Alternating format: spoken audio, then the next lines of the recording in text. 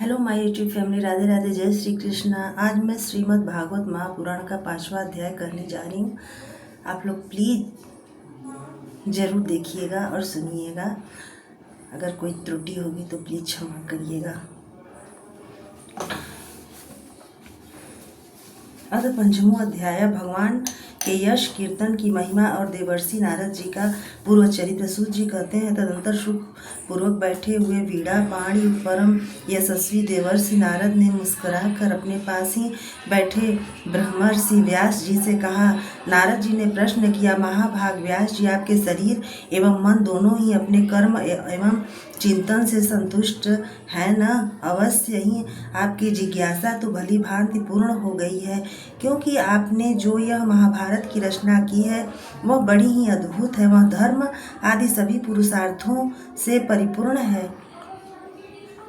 सनातन ब्रह्म तत्व को भी आपने खूब विचारा है और जान भी लिया है, फिर भी प्रभु आप कृतार्थ पुरुष के समान अपने विषय में शोक क्यों कर रहे हैं? व्यास जी ने कहा, आपने मेरे विषय में जो कुछ कहा है वह सब ठीक ही है।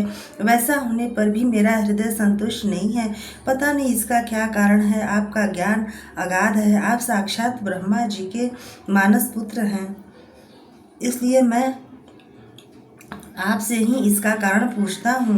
नारद जी, आप समस्त गोपनीय रहस्यों को जानते हैं, क्योंकि आपने उन पुराण पुरुष की उपासना की है जो प्रकृति पुरुष दोनों के स्वामी हैं और असंग रहते हुए ही अपने संकल्प मात्र से गुणों के द्वारा संसार की सृष्टि, स्थिति और प्रलय करते रहते हैं। आप सूर्य की भांति तीनों लोकों में भ्रमण करते रहते हैं और योग बल के प्राण वायु के समान सबके भीतर रहकर अंतःकरणों के साक्षी भी हैं। योगानुष्ठान और नियमों के द्वारा परब्रह्म और शब्द ब्रह्म दोनों ही पूर्ण प्राप्ति कर लेने पर भी मुझमें जो बड़ी कमी है आप उससे आप कृपा करके बतलाइए। नारद जी ने कहा, व्यास जी, आपने भगवान के निर्मल यश का गान प्राय नहीं किया। मेरी ऐसी मान्यता है कि जिससे भगवान संतुष्ट नहीं होते वह शास्त्र या ज्ञान अधूरा है। आपने धर्म आदि पुरुषार्थों का जैसा निरूपण किया है, भगवान श्री कृष्ण की महिमा का वैसा निरूपण नहीं किया। जिस वाणी से, चाहे वह रस भाव अलंकार आदि से युक्त ही क्यों न हो, जगत को पवित्र करने वाले भगवान श्री कृष्ण के यश का कभी गान नहीं होता।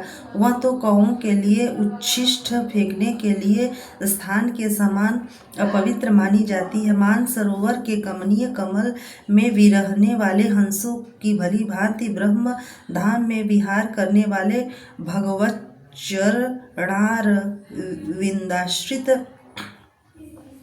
परमहंस भक्त कभी उसमें रमण नहीं करते। इसके विपरीत, जिसमें सुंदर रचना भी नहीं है और जो दूषित शब्दों से युक्त भी है, परंतु जिसका प्रत्येक श्लोक भगवान के सुयश सूचक नामों से युक्त है, वह वाणी लोगों के सारे पापों का नाश कर देती है, क्योंकि सत्पुरुष ऐसी ही वाणी का श्रवण गान और कीर्तन किया करते हैं। वह निर्मल ज्ञान भी जो मोक्ष की प्राप्ति का साक्षात साधन है, यदि भगवान की भक्ति से रहित हो तो उसकी उतनी शोभा नहीं होती। फिर जो साधन और सिद्धि दोनों ही दशाओं में सदा ही अमंगल रूप है, वह काम्य कर्म और जो भगवान को अर्पण नहीं किया गया है, ऐसा अहेतुक कर्म भी कैसे सुशोभित हो सकता है? महाभाग व्यास जी, आपकी दृष्टि अमोघ है, आपकी कीर्ति पवित्र है, आप सत्य परायण एवं दृढ़ व्रत हैं। इसलिए अब आप संपूर्ण जीवों को बंधन से मुक्त करने के लिए समाधि के द्वारा अचिंत्य भक्ति भगवान की लीलाओं का स्मरण कीजिए। जो मनुष्य भगवान की लीला के अतिरिक्त और कुछ कहने की इच्छा करता है, वह उस इच्छा से ही निर्मित अनेक नाम और रूपों के चक्कर में पड़ जाता है। उसकी बुद्धि भेदभाव से भर जाती है। जैसे हवा के झकोरों से डगमगाती हुई डोगी को कहीं भी ठहरने का ठौर नहीं मिलता, वैसे ही उसकी चंचल बुद्धि कहीं भी स्थिर नहीं हो पाती। संसार लोग स्वभाव से ही विषयों में फंसे हुए हैं। धर्म के नाम पर आपने उन्हें निंदित सकाम कर्म करने की भी आज्ञा दे दी है। यह बहुत ही उल्टी बात हुई, क्योंकि मूर्ख लोग आपके वचनों से पूर्वोक्त निंदित कर्म को ही धर्म मानकर यही मुख्य धर्म है ऐसा निश्चय करके उसका निषेध करने वाले वचनों को ठीक नहीं मानते। भगवान अनंत हैं। कोई विचारवान ज्ञानी पुरुष ही संसार की ओर से निवृत्त होकर उनके स्वरूप भूत परमानंद का अनुभव कर सकता है। अतः जो लोग परमार्थिक बुद्धि से रचित हैं और गुणों के द्वारा नचाए जा रहे हैं, उनके कल्याण के लिए ही आप भगवान की लीलाओं का सर्वसाधारण के हित की दृष्टि से वर्णन कीजिए। जो मनुष्य अपने धर्म का परित्याग करके भगवान के चरण कमलों का भजन सेवन करता है, भजन परिपक्व हो जाने पर तो बात ही क्या है। यदि इससे पूर्व ही उसका भजन टूट जाए तो क्या कहीं भी उसका कोई अमंगल हो सकता है। परंतु जो भगवान का भजन नहीं करते और केवल स्वधर्म का पालन करते हैं, उन्हें कौन सा लाभ मिलता है। बुद्धिमान मनुष्यों को चाहिए कि वह उस वस्तु की प्राप्ति के लिए प्रयत्न करे जो तिनके से लेकर ब्रह्म पर्यंत समस्त ऊंची नीची योनियों में कर्मों के फलस्वरूप आने जाने पर भी स्वयं प्राप्त नहीं होती। संसार के विषय सुख तो जैसे बिना चेष्टा के दुख मिलते हैं, वैसे ही कर्म के फल रूप में अचिंत्य गति समय के फेर से सबको सर्वत्र स्वभाव से ही मिल जाते हैं। व्यास जी, जो भगवान श्री कृष्ण के चरणाविंद का सेवक है, वह भजन न करने वाले कर्मी मनुष्यों के समान दैवात कभी बुरा भाव हो जाने पर भी जन्म मृत्यु में संसार में नहीं आता। वह भगवान के चरण कमलों के आलिंगन का स्मरण करके फिर उसे छोड़ना नहीं चाहता। उसे रस का चस्का जो लग चुका है, जिनसे जगत की उत्पत्ति स्थिति और प्रलय होते ही वे भगवान इस विश्व के रूप में भी, ऐसा होने पर भी वे इससे विलक्षण है, इस बात को आप स्वयं जानते हैं। तथापि मैंने आपको संकेत मात्र कर दिया है। व्यास जी, आपकी दृष्टि अमोघ है। आप इस बात को जानिए कि आप पुरुषोत्तम भगवान के कलावतार हैं। आपके अजन्मा होकर भी जगत के कल्याण के लिए जन्म ग्रहण किया है, इसलिए आप विशेष रूप से भगवान की लीलाओं का कीर्तन कीजिए। विद्वानों ने इस बात का निरूपण किया है कि मनुष्य की तपस्या, वेदाध्ययन, अज्ञानुष्ठान, स्वाध्याय, ज्ञान और दान का एकमात्र प्रयोजन यही है कि पुण्य कीर्ति श्री कृष्ण के गुणों और लीलाओं का वर्णन किया जाए।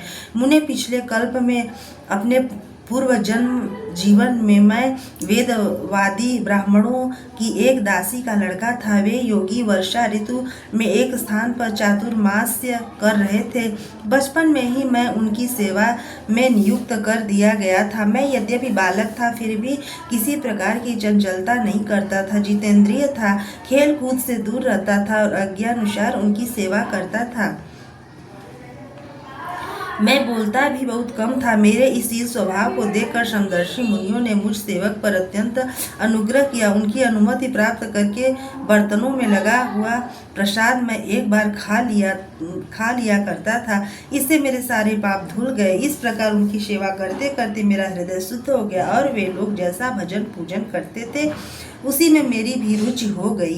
प्यारे व्यास जी, उस सत्संग में उन लीला गान परायण महात्माओं के अनुग्रह से मैं प्रतिदिन श्री कृष्ण की मनोहर कथाएं सुना करता। श्रद्धा पूर्वक एक एक पद श्रवण करते करते प्रिय कीर्ति भगवान में मेरी रुचि हो गई। महामुने, जब भगवान में मेरी रुचि हो गई, तब उन मनोहर कीर्ति प्रभु में मेरी बुद्धि भी निश्चल हो गई। उस बुद्धि से मैं इस संपूर्ण सत और असत रूप जगत को अपने परम ब्रह्म स्वरूप आत्मा में माया से कल्पित देखने लगा। इस प्रकार शरद और वर्षा, इन दो ऋतुओं में तीनों समय उन महात्मा मुनियों ने श्रीहरि के निर्मल यश का संकीर्तन किया और मैं प्रेम से प्रत्येक बात सुनता रहा। अब चित्त के रजोगुण और तमोगुण को नाश करने वाली भक्ति का मेरे हृदय में प्रादुर्भाव हो गया। मैं उनका बड़ा ही अनुरागी था, विनयी था। उन लोगों की सेवा से मेरे पाप नष्ट हो चुके थे। मेरे हृदय में श्रद्धा थी, इंद्रियों में संयम था एवं शरीर, वाणी और मन में मैं उनका आज्ञाकारी था। उन दीन वत्सल महात्माओं ने जाते समय कृपा करके मुझे उस गुह्यतम ज्ञान का उपदेश दिया जिसका उपदेश स्वयं भगवान ने अपने श्रीमुख से किया है। उस उपदेश से ही जगत के निर्माता भगवान श्री कृष्ण की माया के प्रभाव को मैं जान सका, जिसके जान लेने पर उनके परम पद की प्राप्ति हो जाती है। सत्य संकल्प व्यास जी पुरुषोत्तम भगवान श्री कृष्ण के प्रति समस्त कर्मों को समर्पित कर देना ही संसार के तीनों पापों की एकमात्र औषधि है। यह बात मैंने आपको बतला दी। प्राणियों को जिस पदार्थ के सेवन से जो रोग हो जाता है, वही पदार्थ चिकित्सा विधि के अनुसार प्रयोग करने पर क्या उस रोग को दूर नहीं करता? इस प्रकार यद्यपि सभी कर्म मनुष्यों को जन्म मृत्यु रूप संसार के चक्र में डालने वाले हैं, तथापि जब वे भगवान को समर्पित कर दिए जाते हैं तब उनका कर्म बना ही नष्ट हो जाता है। इस लोक में जो शास्त्र विहित कर्म भगवान की प्रसन्नता के लिए किए जाते हैं, उन्हीं के पराभक्ति युक्त ज्ञान की प्राप्ति होती है। उस भगवदर्थ कर्म के मार्ग में भगवान की आज्ञा अनुसार आचरण करते हुए लोग बार बार भगवान श्री कृष्ण के गुण और नामों का कीर्तन तथा स्मरण करते हैं। प्रभु, आप भगवान श्री वासुदेव को नमस्कार है। हम आपका ध्यान करते हैं। प्रद्युम्न, अनिरुद्ध और संकर्षण को भी नमस्कार है।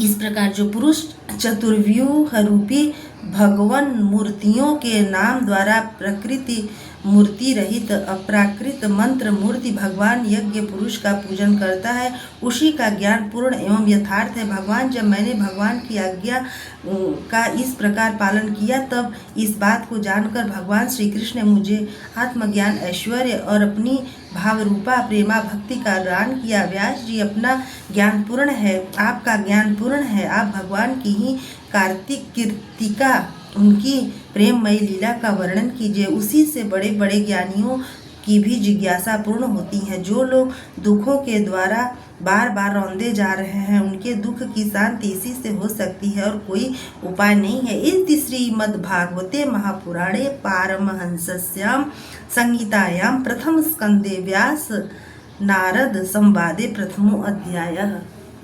श्री कृष्ण गोविंद हरे मुरारे, हे नाथ नारायण वासुदेव। श्री कृष्ण गोविंद हरे मुरारे, हे नाथ नारायण वासुदेव। तो कल हम मिलते हैं 6वें अध्याय में। राधे राधे।